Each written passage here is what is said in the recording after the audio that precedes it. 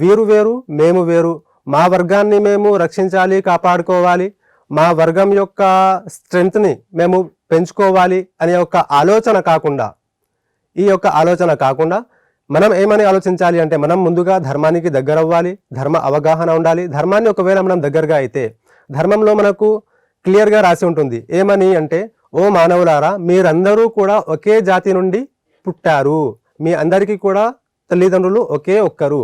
ఆ ఒకే తల్లిదండ్రులను ఖురాన్ గ్రంథం అయితే ఆదం మరియు హవ్వా అలైహిస్సలాం అని చెప్తారు. ఆ ఒకే జంటను మనము ఎవరికి ప్రశ్నించినా కానీ హిందూ మిత్రులతో ఆది దంపతులు ఎవరు అని అంటే ఏం జవాబిస్తారు ప్రశ్నిస్తే? ఆది మానవులు, ఆది దంపతులు ఎవరు అంటే శివపార్వతులు అని అందరూ కూడా సందేహం లేకుండా జవాబిస్తారు. మరి ఆ శివపార్వతుల యొక్క సంతానమే ఈరోజు ప్రపంచ దేశాలన్నింటిలో కూడా ఉన్న మన మానవులు. వారు హిందువులు కావచ్చు, ముస్లింలు కావచ్చు, క్రైస్తవులు కావచ్చు, బౌద్ధులు, జైనులు, లాస్ట్కి దేవునిపై విశ్వాసం నమ్మకం లేని వ్యక్తులైనప్పటికీ కూడా వాళ్ళందరూ కూడా వారి యొక్క సంతానమే. మరి కొంతమంది ఒప్పుకోరు కదా ముస్లింలు, ఆది దంపతులు, ఆది దేవతలు, ఆది దేవుళ్ళు శివపార్వతులు. అదే అవగాహన మనలో రావాలి.